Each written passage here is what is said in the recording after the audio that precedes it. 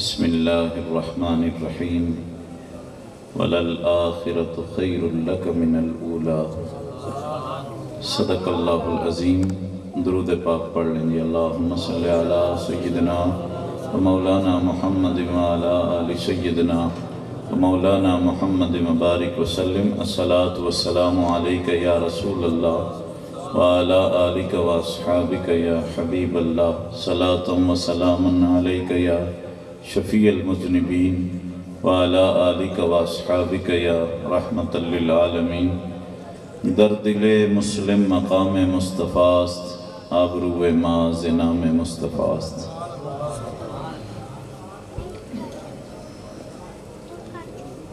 کیا بتاؤں حق سے کیا رشتہ ابو طالب کا ہے۔ بھئی یہ علی حسین نے مجھے اندر باہر سے ہلا کر ماشاء علی حسنین قصوری صاحب ماشاءاللہ بہت خوب پڑھ رہے تھے۔ جس شخصیت نے ساری زندگی حضور سے وفا کی ہے، سچا سچا امت یہ ہے کہ انہی کے گن گاتا پھر۔ کیا بتاؤں حق سے کیا رشتہ ابو طالب کا ہے۔ آپ کی توجہ ہے مجمع کی؟ کیا بتاؤں حق سے کیا رشتہ ابو طالب کا ہے۔ حق علی ہے اور علی بیٹا ابو طالب کا ہے۔ کیا بتاؤں حق سے کیا رشتہ ابو طالب کا ہے۔ حق علی ہے اور علی بیٹا ابو طالب کا ہے۔ ایک بھتیجا ایک بیٹا، ایک بہو دو نور عین۔ ایک بھتیجا ایک بیٹا، ایک بہو دو نور عین۔ چادر تطہیر میں کنبہ ابو طالب کا ہے۔ چادر تطہیر میں کنبہ ابو طالب کا ہے۔ بدر سے لے کر زمین کربلا تک دیکھ لو۔ بدر سے لے کر زمین کربلا تک دیکھ لو۔ خون جتنا بھی بہا حق پر ابو طالب کا۔ بعد حمد و صلاۃ سٹیج پہ جلوہ فرما مشائخ اعظام، علماء کرام، ثنا خان مصطفیٰ، نقیبان محفل اور معزز و محترم سامعین، آج کی یہ پروقار اور پر نور محفل والی دو جہاں صلی اللہ علیہ وآلہ وسلم کے مبارک و مقدس ذکر کے سلسلہ میں منعقد ہوئی ہے۔ دعا ہے اللہ تعالیٰ ان چند گھڑیوں کو ہمارے لیے ذریعہ نجات بنائے۔ یہ خوبصورت محفل، بلکہ یہ ساری محفلیں خوبصورت ہیں اور یہ ذکر بڑھ رہا ہے۔ ابھی میرے پیچھے مولانا رمضان نقشبندی صاحب تشریف فرمائے ہیں، مجھے وَلَلْآخِرَةُ خَيْرٌ لَكَ کی باتیں بتا رہے تھے کہ یہ بڑھنا ہے۔ حضور ایک سفر سے واپس تشریف لائے صلی اللہ علیہ وسلم، تو آپ کے چہرے مبارک پہ گرد پڑی تھی، ابروؤں پہ بھی، داڑھی مبارک پہ بھی۔ صحرا کا سفر ہوتا تھا، اونٹوں گھوڑوں پہ سفر ہوتا تھا، قافلے چلتے تھے، گرد اڑتی تھی، سرکار کے چہرے مبارک پہ بھی گرد پڑی تھی۔ حضور آئے سیدھا مسجد نبوی شریف، اور یہ سنت مبارکہ تھی کہ جب بھی حضور کسی سفر سے واپس آتے تو اپنے گھر نہیں جاتے تھے بلکہ سیدھا مسجد میں جاتے تھے۔ سنت مبارکہ بھی ہے تو سیدھا مسجد تشریف لے جاتے تھے۔ 2 نفل پڑھتے تحیۃ المسجد، اس کے بعد پھر اپنے گھر پھر بھی نہیں جاتے تھے، پھر سیدہ زہرا کے گھر جاتے تھے۔ سیدہ فاطمہ پاک کا جو گھر ہے نا، یہ جالیوں کے اندر آ چکا ہے صاحب، روضہ پاک کی جالیوں کے اندر، صرف محراب تہجد باہر رہ گئی ہے، باقی سارا سیدہ پاک کا گھر گنبد خضرا کی جالیوں کے اندر آ چکا ہے۔ تو سرکار سب سے پہلے مسجد جایا کرتے اور مسجد سے پھر سیدھا سیدہ فاطمہ الزہرا کے گھر جاتے۔ اگر میرا مجمع حاضر ہے تو میرا نبی اپنے عمل سے یہ پیغام دے رہا تھا کہ پہلے مجھے خدا کا گھر پیارا ہے، پھر زہرا کا گھر پیارا ہے۔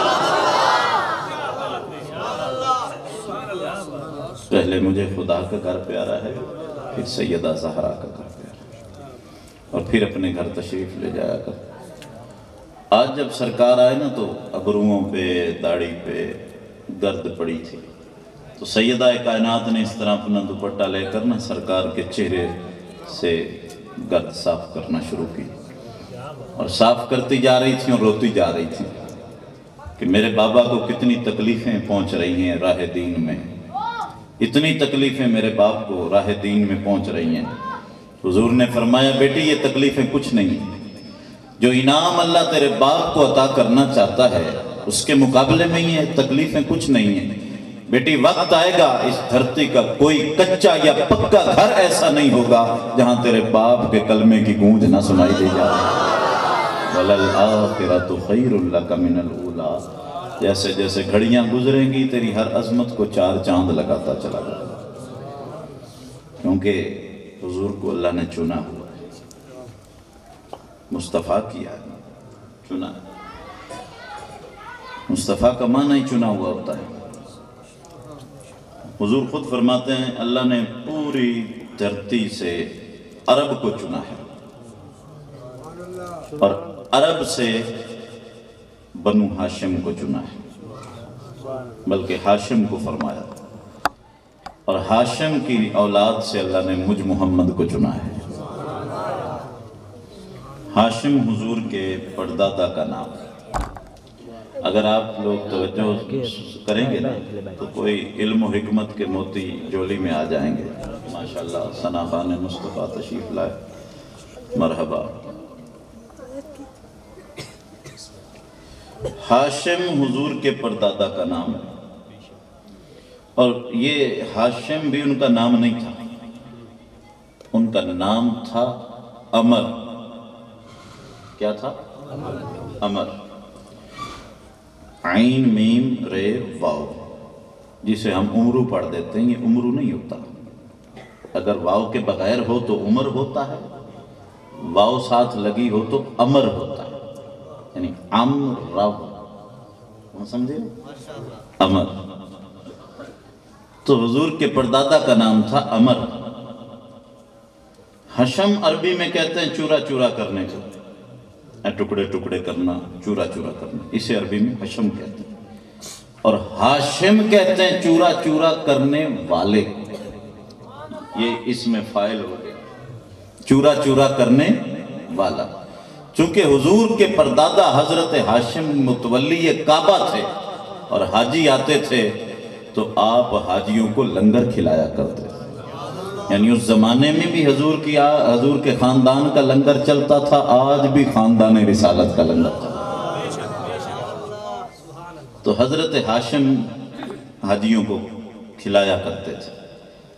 بعض دفعہ قافلے زیادہ ہو جاتے، لنگر تھوڑا پکا ہوتا، تو پھر آپ روٹیاں توڑ توڑ کے ٹکڑے ٹکڑے کر کے پیالے میں ڈال دیتے، اور اوپر سے شوربہ ڈال کے سارے لوگوں کو لنگر پورا کر دیا کرتے تھے۔ اس چورا چورا کرنے کی وجہ سے آپ کو ہاشم کہا جانے لگا۔ نام عمر سی، لیکن وہ آپ کا جو لقب تھا ہاشم، وہ آپ کے نام پہ بھی غالب آ گیا، اور آج بھی ہاشم کہلائے جاتے ہیں۔ حضرت ہاشم نے سفر کیا غزہ کا، غزہ فلسطین کا شہر ہے۔ مکے سے غزہ جائے نا تو مدینہ رستے میں پڑتا ہے، رستے میں مدینہ آتا ہے، تو مدینہ آپ ٹھہرے 1 مہینہ کے لیے۔ وہاں بنو نجار کی ایک عورت حضرت سلمہ سے شادی فرمائی۔ پچھلے انہوں کوئی نہ پتا مکے آڑے بنو نجار کی، یہ بنو نجار وہی قبیلہ ہے کہ جب حضور ہجرت کر کے گئے تھے تو چھوٹی چھوٹی بچیوں نے دف بجایا تھا، طلع البدر علینا، من سنیات الوداعی وجب الشکر علینا ما دعا للہ دائی ایہا المبعوث فینا جئت بالامر المطاعی جئت شرفت المدینہ مرحبا یا خیر دائی نحن من بنو نجار یا حبذا محمد من جار ہم ہیں بچیاں نجار کے عالی گھرانے کی خوشی ہے آمنہ کے لال کے تشریف لانے کی محمد کی سواری جس طرف سے ہو کے جاتی تھی درود و نعت کے نغمات کی آواز آتی تھی۔ عربی میں عبد جو ہے نا، عبد کا معنی بندہ بھی ہوتا ہے اور عبد غلام کے لیے بھی استعمال ہوتا ہے۔ جب حضرت مطلب اپنے بھتیجے حضرت شیبہ کو لے کر مکہ آئے تو مکہ والوں نے دیکھ کر خود ہی قیاس کر لیا کہ مطلب آ تو گیا ہے واپس لیکن نال اپنا ایک عبد بھی لئی پھرتا ہے۔ تو آپ نے کہا یہ میرا بھتیجا ہے، انہوں نے کہا نہیں یہ تو عبد لگتا ہے۔ تو اس وقت کے سے مکہ والوں نے حضرت شیبہ کو عبد المطلب کہنا شروع کر دیا، جو کہ حضور کے دادا جان سے۔ سمجھ آ گئی یہ کل حضرت عبد المطلب۔ اب ان کے چچا جو تھے نا مطلب، وہ انہیں سرداری کے کام سونپتے، جتھے جانا فیصلہ کرن نال بٹھانا بتری یہ نبی ہے میرے ہاشم دا بتیجہ ہے تو کل نو آن والا سردار ہے۔ چاچے نے بڑیاں کرم نوازیاں کی۔ پھر وقت آیا کہ حضرت مطلب کو یمن کا سفر کرنا تھا۔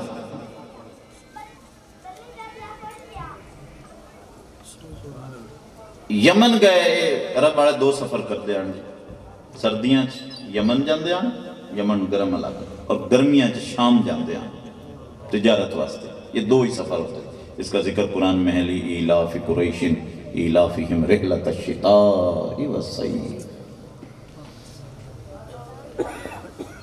تو آپ کے چچا حضرت مطلب یمن گئے تو یمن جا کر وصال فرما گئے، باپ شام گیا سی فلسطین اتھے وصال ہو گیا، چاچا یمن گیا تھے اتھے وصال۔ اب حضرت عبد المطلب کے ہاتھ آئی متولیت کعبے کی، لیکن سارے چاچے ایک ہو جیسا نہیں ہوتے، ایک ہور بھی آجے دا ناہا نوفل۔ اس نوفل نے حضرت عبد المطلب سے زمین بھی چھین لی، گھر بھی چھین لیا، بچہ سمجھ کے بھی یہ 13-14 سالہ تھا، لچ کی گئی، سرداری بھی چھین لی، سب کو چھین لیا اور انہیں بالکل روڈ پہ لا کھڑا کیا۔ تو حضرت عبد المطلب مکے کے سرداروں کے پاس گئے کہ کوئی میری مدد کرے، میرا حق لے کر دے، کسی نے بھی مدد نہ کی۔ تو آپ نے اپنے نانکیاں تے مدینہ شریف ننیال خط لکھا بنو نجار کو کہ میرے کو سارا کچھ کھس گیا ہے تو میری مدد کرو۔ آپ کے ماموں حضرت عدی بن سعد رضی اللہ تعالیٰ عنہ 80 سواروں کو لے کر مدینہ سے چلے اور مکہ پہنچ کر مار مار کر نوفل سے وہ گھر بھی لیا، متولیت بھی لی، سارا کچھ لیا اور 3 دن وہاں ٹھہرے رہے اور آگے خبردار ساڑھے بڑے نو کسے گل کی تھی، اسی مدینے والے نانکے جیندے بیٹھے آئے ہیں۔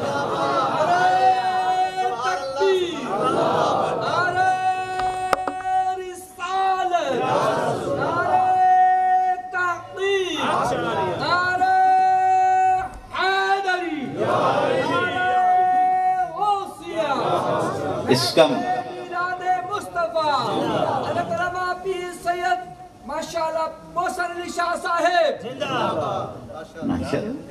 جیندے بیٹھے ہیں ساڑھے بڑے نو کوئی غلط کر۔ اس کا مطلب یہ ہے کہ مدینے والے ہجرت سرکار کے بعد ہی حضور کے وفادار نہیں رہے بلکہ مڑ تو حضور دے خاندان دے نال وفا کر دیا۔ اب حضرت عبد المطلب متولی کعبہ بھی بن گئے، سردار مکہ بھی بن گئے، گلہ تو انہوں مزہ دے سن لیکن انداز کوئی نہیں میرا، انداز یہ ہوئی نہیں ہے، انداز بیاں گرچہ میرا شوق نہیں ہے، شاید کہ اتر جائے تیرے دل میں میری بات۔ اور علامہ اقبال نے کہا تھا اثر کرے نہ کرے سن تو لے میری فریاد، اثر کرے نہ کرے سن تو لے میری فریاد، نہیں ہے داد کا طالب یہ بندہ ہے آزاد۔ گل سن لو، یہ علامہ صاحب کا شعر۔ تو حضرت عبد المطلب سردار مکہ بن چکے تھے اور آپ کی شادی بھی ہو گئی اور ایک بیٹا بھی ہو گیا۔ یہاں بڑی آپ کی معلومات میں اضافہ کرے گی بات، زمزم کا کنواں بند ہو چکا تھا، بلکہ گم ہو چکا تھا۔ 300-400 سال پہلے قبیلہ بنو جرہم نے لڑائی کی تو کچھ قبیلیاں اس تے حق بناویں لگا زمزم تے۔ قبیلہ بنو جرہم والے نے آکھیا جے ساڈا نہیں تو مڑ کسے دا بھی نہیں۔ انہوں نے بند کر دیا، تلوار سے فیصلے ہونے لگے، حتیٰ کہ وہ لڑائیاں بھی 100-150 سال تک چلی، اور پھر وہ لڑائیاں بھی آہستہ آہستہ ماند پڑ گئیں اور زمزم کی طرف توجہ ہی ہٹ گئی بھی لڑائی بن دیے تھے۔ نسلیں گزر گئیں، قبیلہ بنو جرہم ہجرت بھی کر گئے، پیچھے بالکل ختم، نہ ہی کوئی نہ لوے، ہر کوئی اپنے کماں چ اگا نسلیں کوئی منتقل ہی نہ کرے گل، حتیٰ کہ 300-400 سال تک یہ جو 3000 سال پہلے کنواں نکلا تھا زمزم بند ہو چکا تھا، اور اس طرح مفقود ہوا کہ کسی کو گویا علم ہی نہ تھا کہ زمزم ہوتا کہاں تھا۔ سارے مکے والے بے خبر ہو چکے تھے۔ آپ کے علم میں اضافہ کرے گی حضرت عبد المطلب جب سردار مکہ بن چکے تو اللہ نے خواب میں اپنے منادی کے ذریعے حضرت عبد المطلب کو حکم دیا کہ عبد المطلب زمزم کا کنواں کھود، زمزم کا کنواں نکال۔ کہا یا اللہ میں کہاں سے نکالوں؟ فرمایا صبح صحن حرم میں جانا، جہاں چٹے سینے والا کہاں آ کے چنجا مارے نا اتھے زمزم ہوئے گا۔ صبح جانا، چٹے سینے والا کوا آ کے ٹھونگے مارے گا۔ آپ گئے صحن حرم میں، اس کوے نے آیا اور آ کے اس نے 3 چونچے ماری زمین پہ، تو آپ نے اس کو نشان زدہ کر لیا اور فرمایا اے قریش مکہ مبارک ہو، زمزم مل گیا، آؤ نکالتے ہیں۔ کہ میں ملے آئی؟ خواب میں ملا ہے۔ کہ ساڑھا دماغ خراب ہے، خواباں تے فیصلے ایسی کر کے دوبارہ ایک لڑائی شروع کر لئیے، ہم نہیں کھودتے، ہمارا دماغ خراب ہے کہ ہم خواب کی بنیاد پہ پتھر پھاڑے۔ ان کا تسی نہیں کھٹتے ہو، نہ کھٹو، میں تو پھر کھٹنا ہے، مجھے تو حکم ہو چکا ہے، میرے تو یقین میں کوئی کمی نہیں رہ گئی۔ اب حضرت عبد المطلب نے کھودنا شروع کیا تو قریش مکہ پاس سے گزرتے تھے تو مسکراتے تھے، تمسخر کرتے، مذاق اڑاتے۔ لو جی خواب دی بنیاد تے ہے کہ نواں جناب معاذ اللہ کٹا کو لے کھڑتے، مطلب یہ جی گلا کر مذاق اڑانا۔ یہ عبد المطلب کو دیکھو پاگل پانی اس کا، جب انہوں نے مینے مارے اور اس طرح کی باتیں کی، تمسخر اڑایا، تو اس وقت آپ نے کدال رکھ دی اور کہا پروردگار جب کھودنے کا حکم دیا تھا تو 4 بازو تو عطا کر ہی دیتا، یہ مجھے مینے تو نہ مارتے۔ اے رب کعبہ، اے بیت اللہ کے رب، تیرے گھر میں کھڑا ہو کے فریاد کر رہا ہوں، اگر تو مجھے 10 بیٹے عطا کرے نا تو ایک کو تیری راہ میں ذبح کروں گا۔ 10 پتر منگے، ایک کو تیری راہ میں ذبح کروں گا۔ اللہ نے 10 بیٹے عطا، اور سب سے چھوٹے ہمارے نبی صلی اللہ علیہ وسلم کے والد حضرت عبداللہ تھے، اور چھوٹے بھی تھے اور سونے بھی تھے۔ میں کیوں نہ سونے ہوں جس کی پیشانی میں نور محمد چمک رہا ہے، اس کے حسن کا عالم کیا۔ جدوں وڈیرے سارے ہو گئے نا سمجھدار، ادوں فرمایا سارے ہم پتران جمع کر کے، بیٹا میں نے ایک منت مانی تھی کہ 10 ہوئے تو ایک کو اس کی راہ میں ذبح کروں گا، کیا خیال ہے تمہارا؟ نسل اسماعیل تھی، سب نے گردن جھکا لی، یہ فیضان نظر تھا یا کہ مکتب کی کرامت تھی، سکھائے کس نے اسماعیل کو آداب فرزند، سب نے گردنیں جھکا لی۔ کسر تسلیم خم ہے جو مزاج یار میں، کہ چلو ہم قرآن دازی کریں۔ قرآن دازی کی تو نام نکلا سرکار کے والد حضرت عبداللہ۔ جب ان کا نام نکلا نا تو سردار مکہ نے چھری اٹھا لی، ادھر چھری اٹھائی نا تو 9 کے 9 بھائی آگے آگے، کہنے کہ ابا جان اسی بے ادب نہیں ہیں لیکن ساتھو برا بھی کسدہ نہیں لکھیندہ، ساتھو عبداللہ کسدہ نہیں لکھی۔ 5-7 بھائی ہوں نا جس کے، وہ جانتا ہے کہ سب سے چھوٹا کتنا لاڈلا ہوتا ہے، کتنا پیارا ہوتا ہے، اور بڑے بھائی اسے اپنا بیٹا سمجھ کے پالتے ہیں۔ ابا جان ہم بے ادب تو نہیں ہیں لیکن ہم اس فیصلے کے آگے آتے ہیں، ہم اپنا چھوٹا بھائی نہیں دیں گے، ہم میں سے جس کو ذبح کرنا ہے کر لے، ہم سارے حاضر ہیں، عبداللہ نہیں دینا۔ بھائی فطرت کیسے ذبح ہونے دے؟ بھائی مقصد تخلیق کائنات تو آیا ہی نہیں۔ بھائی خلیل جب آگ میں گیا تھا تو اللہ نے آگ کی فطرت بدلی کہ آگ ٹھنڈی ہو خلیل پر، اس لیے کہ اگر یہ جلتا ہے تو مقصد تخلیق کائنات کیسے پورا ہوگا؟ جس کی خاطر یہ آب و گل کی محفلیں سجی ہیں، اس نے تو ابھی رنگ و بو میں جلوہ گر ہونا ہے۔ خلیل پر آگ کو ٹھنڈا کر دیا گیا، اور پھر وہاں سے پلٹ کر یہ تقدیر جب اسماعیل کے گلے پر چھری کی صورت میں آئی تو اللہ نے چھری کو بھی روک دیا کہ تیری صفت کاٹنا تو ہے لیکن اس کے گلے کو نہ کاٹنا، اس لیے کہ اگر یہ کٹتا ہے تو مقصد تخلیق کائنات کہاں سے آئے گا؟ کچھ دیر کے لیے رک جا، تیرے قرضے بھی کربلا میں اتار لیں گے لیکن ابھی مقصد تخلیق کائنات کو تو آ لیں گے۔ چھری پلٹ کھڑی ہوئی وہاں سے، اور پھر آج ایک دفعہ وہی چھری پھر عبداللہ کے گلے پہ آئی، آگے 9 کے 9 بھائی کھڑے ہو، ابا جان ہم ذبح نہیں ہونے دیں گے۔ کہ بیٹا میں سردار مکہ ہوں، میری زبان ہے اور ہم زبان کے بلبوتے پر اپنا سب کچھ لٹا سکتے ہیں لیکن زبان کا بھرم نہیں گواتے۔ ہم عرب کی اور سرداروں کی زبان ہوتی ہے، بھئی زبان کے بھرم پہ ہی تو کربلا زندہ کھڑا ہے۔ ہم زبان کے دھنی ہوتے ہیں، اس پہ کمپرومائز نہیں کرتے۔ ان کا پھر ابا جان جو کرنا کرو، اسی 9 جنے بھی پھر اگو ہیں، سارے یوسف دے برا تھوڑے ہوں دے۔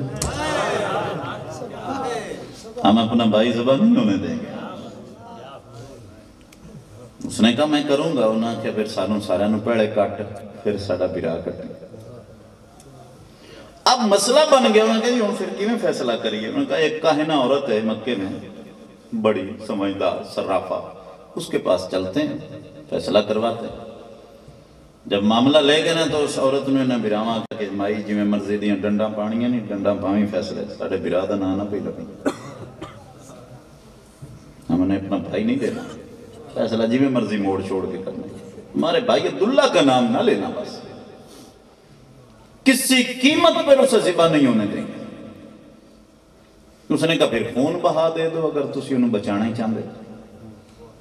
کتنا خون بہا کر؟ 10 اونٹ۔ انہوں نے 10 اونٹ دے دیے، خون بہا۔ مائی نے کہا انج نہیں جان چھٹنی، ایک پرچی تے 10 اٹھ لکھو، ایک تے عبداللہ دا نام لکھو، دیکھو قسمت کس کو قبول کرتے۔ اب جب قرآن اندازی کی گئی تو حضرت عبداللہ کا نام پھر نکلا، ان کا سی 10 اٹھ دے آنگے برا نہیں دینا، 10 اونٹ دے دیئے، کہ پھر ڈالو، پھر ایک پرچی پہ 10 اونٹ، ایک پہ حضور کے والد کا نام، پھر حضرت عبداللہ کا نام نکلا۔ انہوں نے 10 اونٹ اور دے دیئے، 9 مرتبہ حضور کے والد گرامی کا نام نکلا، اور 9 مرتبہ بھائیوں نے اپنے بھائی کا خون بہا دیا، بھائی نہیں دیا۔ کتنے اٹھ ہو گئے بھائی؟ 90۔ ماشاءاللہ جاگ دے، ان کی آنکھوں کی چمک بتا رہی ہے کہ آپ کو سننا چاہتے ہیں۔ تو 10ویں بار جب قرآن اندازی کی گئی تو حضور کے والد کا نام نہ اونٹوں کا نام نکلا ہے، 10 اونٹوں کی پرچی۔ مائی کہنے لگی لاؤ بھائی ہون اٹھ قبول ہو گئے، 90 اگلے تو 10 کتنے ہو گئے؟ 100 اونٹ دیے بھائیوں نے، اور سرکار کے والد کو بچا لیا۔ سرکار نے بھی اپنی شریعت میں قریش کی ساری چیزیں رد و بدل فرما دیں، لیکن خون بہا کی قیمت حضور نے اپنی شریعت میں بھی 100 اونٹ رکھی کہ اس سے حضور کے والد کی نشانی جڑی ہوئی تھی۔ اس طرح حضور کے والد بچ گئے تو سرکار فرمایا کرتے تھے انا ابن الذبیحین، میں 2 ذبیحوں کا بیٹا ہوں، ایک میرا باپ اسماعیل ذبیح تھا، ایک میرا باپ عبداللہ ذبیح ہے۔ آگے چلیں، حضرت عبداللہ کی شادی ہوئی حضرت سیدہ آمنہ سے۔ سرکار 3 مہینے کے ماں کے پیٹ میں تھے کہ مکے میں قید پڑ گیا۔ جب قید پڑا نا تو حضرت عبد المطلب نے اپنے بیٹے حضرت عبداللہ کو جو سرکار کے والد گرامی تھے ان کو اونٹ دے کر مکہ مدینہ بھیجا کہ جا پتر مکے میں قید پڑ گیا ہے، ہم ایک ایک کھجور کو اب دیکھ رہے ہیں، مدینے جا میرے نانکے ہر اوکھے ویلے میرے کام آئے تے مدینے میرے نانکیاں تو کھجوران دا اٹھ لد کے لے۔ تو حضور کے والد حضرت عبداللہ کھجورے لینے مدینہ شریف گئے، مدینہ گئے، بخار چڑھا، 1 مہینہ بیمار رہ کر میرے نبی کے والد دنیا سے پردہ فرما۔ یتیموں کو سہارا دینے والا نبی ماں کے پیٹ میں ہی یتیم ہو گئے۔ سیدہ آمنہ روتی رہتی تھی، زندگی گزارنے کے بڑے سہانے خواب سجا رکھے، سارے بکھر گئے اور سارے ٹوٹ گئے۔ اب سرکار جلوہ گر ہو رہے تھے، عرب کی سرزمین نوازی جا رہی تھی، عرب کا وہ ذرہ ذرہ جو شرک و بت پرستی کا مرکز بن چکا تھا، خدا وحدہ لا شریک کی عبادت صفحہ قلب سے مٹ چکی تھی، حتیٰ کہ خدا کا گھر بھی 360 مورتیوں کا مسکن بنا ہوا تھا، اور کسی کے ہاں بیٹی پیدا ہوتی تو باپ اپنے ہاتھوں سے اس نوزائیدہ بچی کو ریت میں دبا دیتا اور اوپر چڑھ کے کھڑا ہو جاتا اور اس کی زندگی ختم کر دیتا، اور جب گھر آتا تو معاشرے والے اس کی تحسین کرتے، عزت کرتے کہ تو نے اپنی بیٹی مار دی، بہت اچھا کیا، ایک ناسور معاشرے کا ختم ہو گیا، لوگ اس کو سپورٹ کیا کرتے، لیکن کوئی ایک آواز بھی ایسی نہ تھی جو ان معصوموں کے حق میں اٹھتی، ان کی ہڈیاں گہرے کنووں اور اندھے گڑھوں کے اندر ان کی لاچاری کا مرثیہ پڑتی رہتی، لیکن کوئی آواز ان کے حق میں اٹھنے والی نہ تھی۔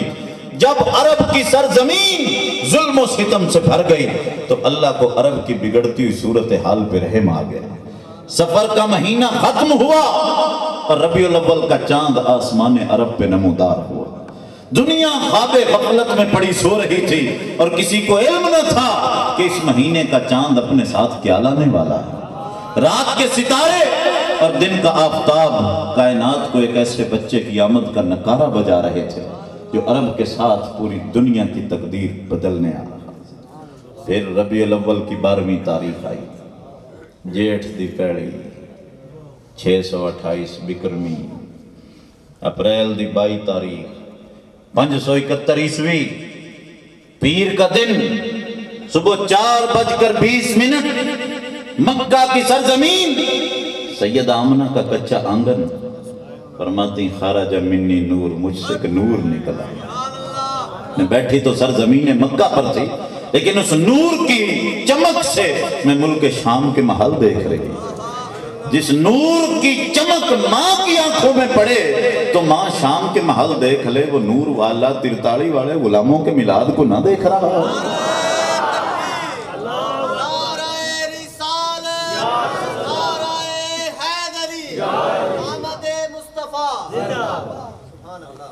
مقصد تخلیق کائنات پورا ہو چکا تھا، میں گفتگو کو طوالت نہیں دوں گا، دنیا آباد ہو چکی تھی، مقصد پورا ہو گیا تھا۔ سب نے سنا ہے حضرت حلیمہ لے گئی، 2 سالہ واسطے لے گئیاں، پاڑھن واسطے تے انعام لمن واسطے، تے اما حلیمہ دیاں کتنیاں منقبتاں لکھیاں نے، اور بھی لکھو، میں اس دا منکر نہیں ہاں، اما پاک دیاں اور لکھو، سیتا مننا جائے حضور نال وفا کی تھی، سر دا تاج ہے، لیکن اس فاطمہ بنت اسد تے بھی کچھ لکھو جا 40 سال پاڑیا ہے حضور، کئی منقبت ہوں دی بھی لکھی نہ نات خواہاں کل کا شاید ہے نہ نکیباں کو، بھئی کوئی شیر لکھے آتے کی نہیں ہوئے نا، نات خانوں کا دامن بھی خالی ہے اور نقیبوں کا دامن بھی، تو ساڑیاں ڈائریاں بھی بیلیاں، لکھا ہی کچھ نہیں، سخاوت اتنی کی ہے۔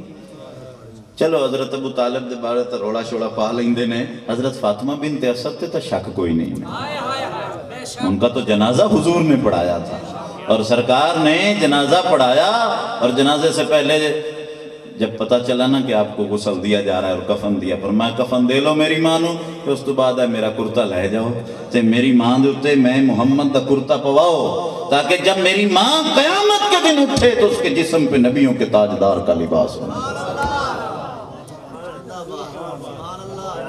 حضرت حلیمہ دی چادر جی میں یاد رکھی نے نا بچھاونی، فاطمہ دا کرتا بھی یاد رکھا، اس بخل تے سوال ہونا نہیں قیامت نو حضور نو کی منہ بھی سو سارے عاشق اتنے مڑ ہیں لیٹے پے حسن بھائی پتہ ہی نہ آجی سانو پتہ رکھنا چاہیے ہے جنازہ پڑھایا سرکار نے جنت اور سرکار قبر میں لیٹے سیدہ فاطمہ بنت اسد کی قبر اور فرماتے تھے یہ میری ماں تھی بھئی باطنی طور تے قبر ہے حضور آ جاویں تے کم بن جاندہ ہے تو جن دی قبر ہے ظاہری طور تے لیٹے پے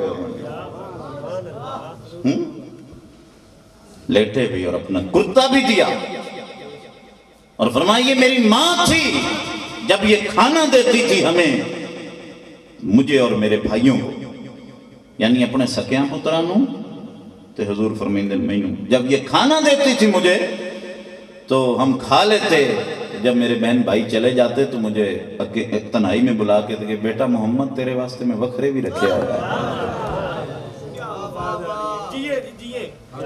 کدیں کوئی ایسی ماں ویکھی نے جڑی اولاد سکی تو بھی ود پیار کرے یہ دنیا جھکا ماں ہے ورنہ میرا چیلنج ہے کوئی ثابت کرو ایسی ماں مجھ سے فاطمہ بنت اسد کہا جاتا لیکن کی کریے ہونے اندھا نا ہی کوئی نہیں اممہ حلیمہ اندھا نا ہے اممہ حلیمہ تو میں چڑ نہیں ہے میں تو ناندہ بھی قائل ہاں حلیمہ میں تیرے مقدرہ تو صدقے جائیے لیکن فاطمہ بنت اسد نے کیا بگاڑا تھا حضور کے دل کو ٹھنڈک پہنچاؤ 40 سال حضور دا رکھوالی بنی رہی ماں اچھا بھئی اممہ حلیمہ لے گئی 2 سال کے لیے حضور کو پالنے کے انعام کے لیے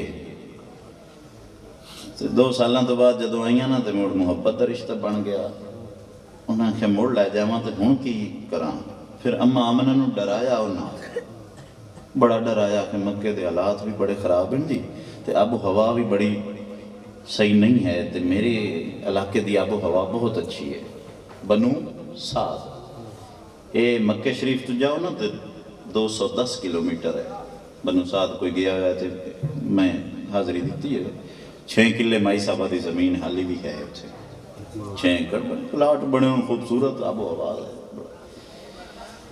رکھنے لگی میرے علاقے چ بڑی آب و ہوا اچھی ہے تو تسی میں نے ہور نہیں دیں دیاں کوئی سال بچے تو اڈا حفاظت چ رہے گا تو ماں جو ہے نا اولاد کے لیے بڑی کمزور واقع ہوئی ہے اس کی ممتا کو پتہ چل جائے نا کہ میرے بچے کی زندگی تب بچتی ہے اگر 70 سال مجھ سے دور رکھا جائے تو وہ یہ کڑوا گھونٹ بھی بھر لے گی اور بچے کی زندگی کو پیارا سمجھے ماں اولاد کے معاملے میں بڑی کمزور واقع اس کی ممتا موڑ دے دیتا کہ اچھا میرے بچے نے تھے خطرہ ان لائے جا موڑ 2 سال اور لائے گئی ہیں 4 سال دے ہو گئے ہیں سرکار تو پھر ظاہر ہے جیسی کرنی ویسی بھرنی اممہ آمنہ نو ڈرا گئی ہیں تو اللہ پھر اممہ حلیمہ نو ڈرایا اللہ تعالیٰ نے کیسے ڈرایا سنن دارمی کے اندر یہ حدیث ہے دارمی شریف کتاب ہے حدیث اس میں حدیث ہے حضور فرماتے ہیں میں 4 سال کا تھا کھیل رہا تھا بچوں کے ساتھ 2 فرشتے اترے ہاتھوں میں ترازو لیے پھرتے تھے مجھے پکڑ کر ترازو کے ایک پلڑے میں رکھا اور ایک پلڑے میں جوان مرد کو رکھا تو میرا وزن زیادہ نکلا میں 4 سال کا تھا وہ جوان مرد میرا وزن زیادہ نکلا پھر انہوں نے 2 آدمیوں کو رکھا ایک پلڑے میں اور مجھے دوسرے پلڑے میں رکھا میں پھر بھی وزنی نکلا پھر انہوں نے 10 بندے ایک پلڑے میں رکھے اور دوسرے میں مجھے رکھا میرا وزن زیادہ نکلا پھر انہوں نے 100 رکھے میرا وزن پھر بھی زیادہ تھا تو کہنے لگے آپ کیڑے کمی پہ کھڑے ہیں 2 جہان رکھ دے یہ تو برابری کوئی نہ کر سکے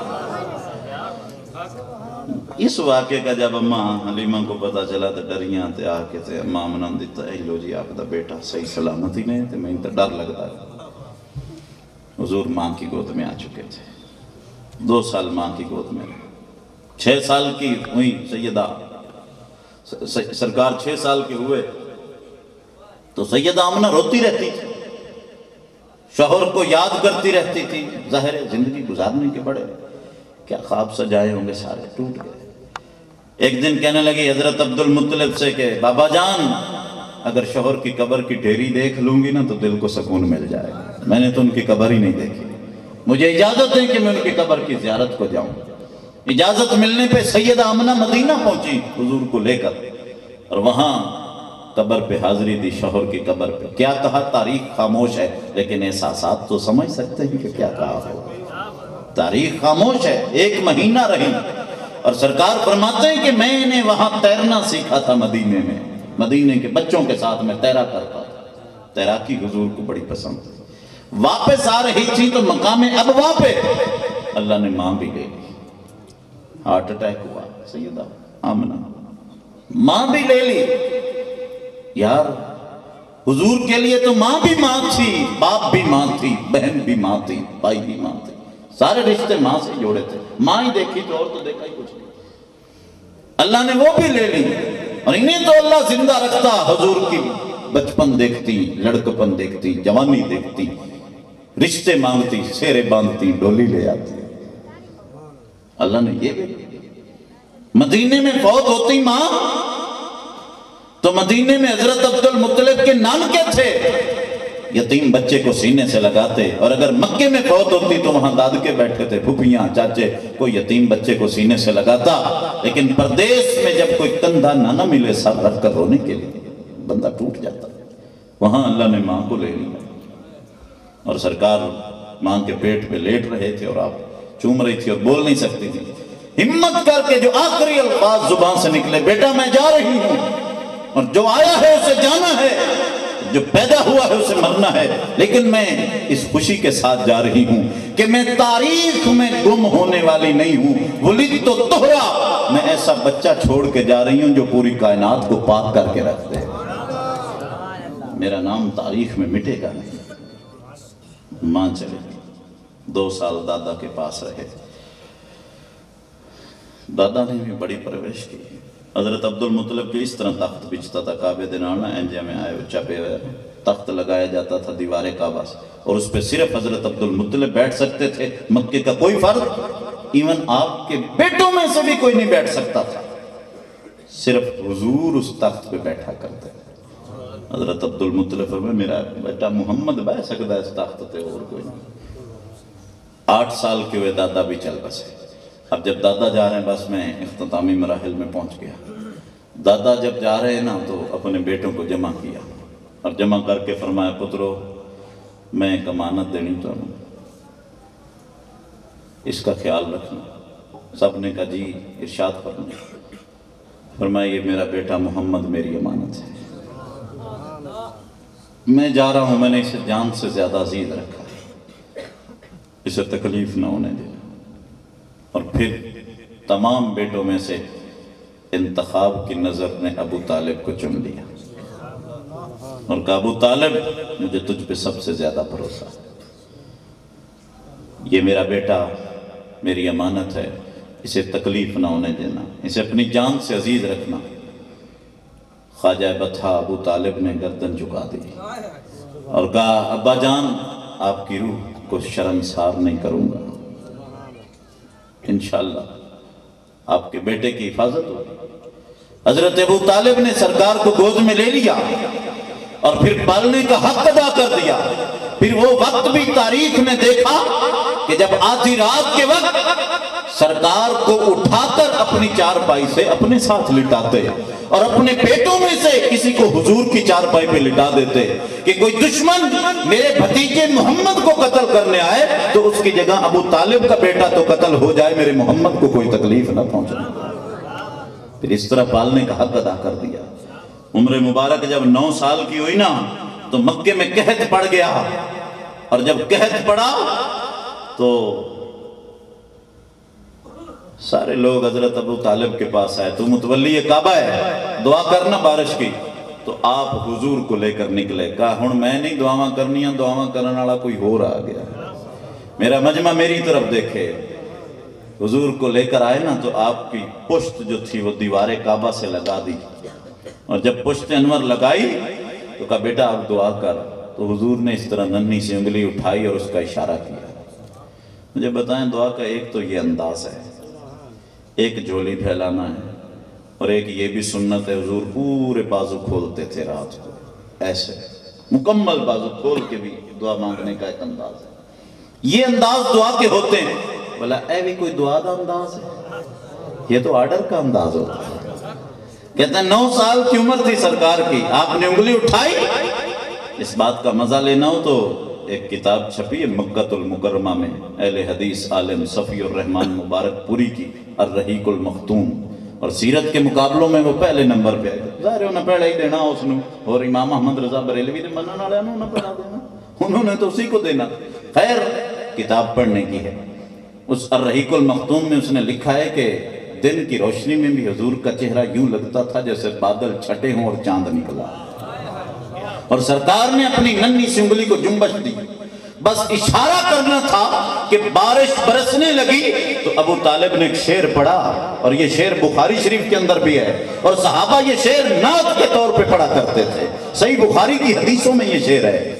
حضرت ابو طالب نے ایک شعر پڑھا کہ وَأَبْيَضَ يُسْتَسْقَى الْغَمَامُ بِوَجْهِهِ سِمَالُ الْيَتَامَى عِصْمَةٌ لِلْأَرَامِلِ واہ واہ حسین چہرے والے، تیرے چہرے سے بارشوں کا فیضان آتا ہے تو یتیموں کا آسرا اور بیواؤں کا سہارا بن کے آیا، تیرے چہرے سے بارشوں کا فیضان آتا ہے۔ اس واقعہ نوں کوئی 40-42 سال گزرے، سرکار مسجد نبوی کے منبر پہ کھڑے ہیں، خطبہ دے رہے، ایک صحابی کہنے لگا یا رسول اللہ اجڑ گئے، قحط پڑ گیا، مویشی ہلاک ہو گئے، کھیت اجڑ گئے، دعا کریں رحمت کی بارش اترے۔ حضور نے ہاتھ اٹھائے، ابھی چہرے پہ ہاتھ نہیں آئے کہ بارش برسنے لگی، فرمایا آج میرا چاچا ہوئے آنا تو اندھی آنکھاں ٹھنڈیاں ہو جائے۔ دوسری روایت میں کوئی ہو جو مجھے میرے چاچے کا وہ شعر سنائے جو اس نے پڑھا تھا، تو حضرت مولا علی اٹھ کے کھڑے ہو گئے، ابے دا شعر میں نہ سناواں تھا، اور پھر اٹھ کے پڑھا وَأَبْيَضَ يُسْتَسْقَى الْغَمَامُ بِوَجْهِهِ سِمَالُ الْيَتَامَى عِصْمَةٌ لِلْأَرَامِلِ واہ واہ حسین چہرے والے، تیرے چہرے سے بارشوں کا فیضان آتا ہے تو یتیموں کا سہارا اور بیواؤں کا آسرا بن کے آیا۔ لفظ میں آپ کے شایان کہاں سے لا، میں ابو طالب کا قلمدان کہاں سے لا، آپ کی نعت جو پڑھتا ہوں تو یہ سوچتا ہوں میں بھلا دوسرا قرآن کہاں سے لا، تیرے کہنے پہ ابو طالب کا جو انکار کروں، تیرے کہنے پہ ابو طالب کا جو انکار کروں، پھر محمد کا نکاح خان کہاں سے لا، آپ کی آل کی پہچان نہیں لوگوں کو، دیدہ قمبر و سلمان کہاں سے لا۔ 11 سال کی عمر ہوئی، اور اسی بات پہ اختتام ہو رہا ہے۔ 11 سال کی عمر ہوئی تو حضرت ابو طالب نے آخیا پتر حضور نے آخیا کہ ہوں میں شام جانا ہے تجارت واسطے، گھر دا سرکٹ بھی تو چلاونا ہے، تجارت تو بغیر بھی تو گزارا نہیں، تو میں شام چلے آن تو ہوں اتنے خیال کریاں آپ دا، مجھے شام کا سفر کرنا پڑ رہا، لمبا سفر مکہ سے شام۔ تو حضور نے کہا چاچا میرا کون ہے پھر، میں کس کے پاس رہوں گا، میں تو آپ کے ساتھ جاؤں گا۔ نہیں بیٹا، شام کا سفر لمبا ہے، تکلیفوں بھرا سفر، تو چھوٹا ہے، میں تجھے تکلیفوں میں نہیں ڈال سکتا۔ تو یہ کہہ کر جب سردار بطحہ خواجہ ابو طالب اونٹنی پہ سوار ہوئے نا، تو حضور کی طرف پلٹ کر دیکھا تو حضور کی آنکھوں میں آنسو تیر رہے تھے۔ جب آنسوں کو تیرتے ہوئے دیکھا تو فوراً چھلانگ لگا کے نیچے اترے اور حضور کو سینے سے لگا لیا، چل پتر میرے نال ہی چل، میں تینوں اپنے تو جدا نہیں کر سکتا۔ حضور کو ساتھ لے کر گئے۔ جب شام پہنچے تو ملک شام میں ایک راہب رہتا تھا، بحیرہ، کیا نام تھا اس کا؟ بحیرہ راہب، اس کی خان کا گرجا تھا اس کا، اس گرجے سے وہ کبھی باہر نہیں نکلا تھا اور اپنے خادموں کے ذریعے باہر کے لوگوں سے بات چیت کرتا تھا، کبھی خود نہیں نکلا تھا، لوگ ترستے تھے اس کی زیارت کو۔ عیسائیوں کا بہت بڑا راہب اور عابد تھا، دعا کر دیتا تھا تقدیریں بدل جاتی تھی، لوگ اس کے پاس ٹھٹ کے ٹھٹ آتے تھے، کبھی زیارت نہیں کی کروائی اس نے، خادموں کے ذریعے بات چیت ہوتی تھی۔ آج جب سیدنا ابو طالب علیہ السلام کا کارواں پہنچا تو وہ نکل کر باہر استقبال کے لیے آ کھڑا ہوا، بحیرہ اپنے گرجے سے نکلا اور استقبال کرنے لگا۔ جب حضرت ابو طالب پہنچے نا تو کہنے لگا کون ہے آپ؟ کہا میں متولی کعبہ ابو طالب ہوں۔ کہا ابو طالب یہ بچہ کون ہے؟ کہا یہ میرا بھتیجا ہے محمد عربی۔ کہا ابو طالب تجھے ایک بات بتاؤں؟ کہا کیا بات ہے؟ کہا ھذا سید العالمین، یہ تمام جہانوں کا سردار ہے تیرے ساتھ۔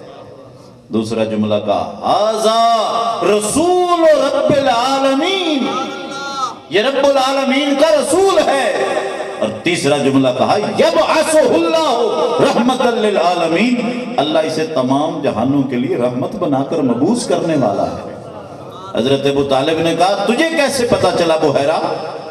کہا میں جب اپنے گرجے کی دوسری منزل پہ بیٹھا تھا اور تم آ رہے تھے، تمہارے کارواں کو میں نے دیکھا، جب تم پہاڑی سے نیچے اترائی کی طرف آ رہے تھے تو میں نے اپنی ان آنکھوں سے دیکھا کہ جہاں جہاں سے یہ بچہ گزر رہا تھا کوئی درخت اور پتھر ایسا نہیں تھا جو جھک جھک کر اس بچے کو سلام نہ کر رہا ہو۔ اور ہم نے اپنی کتابوں میں پڑھا ہے کہ درخت اور پتھر نبیوں کو جھکا کرتے ہیں، اور جس نبی کی خبریں مسیح علیہ السلام دیا کرتے تھے مجھے لگتا ہے یہ وہی سلطان الانبیاء ہے جو تیرے پاس جلوہ گر۔ ابو طالب میری سنے نا تو اس نو اگا نہ لے جا، یہودیوں کو پتہ چل جائے گا اس کی نشانیاں دیکھ کر اور انہیں شہید کر دیں گے۔ یہیں سے واپس پلٹ حضرت ابو طالب حضور نے چاہیا تھا کہ دفاوے تجارت جدے جاندی ہے، حضور نے لے کے واپس تیرے کہنے پہ ابو طالب کا جو انکار کیا، پھر محمد کا نکاح خان کہاں سے لفظ میں آپ کے شایان کہاں سے لا، کتھے مہر علی کتھے تیری سنا، گستاخ اکھیں کتھے جا رہے۔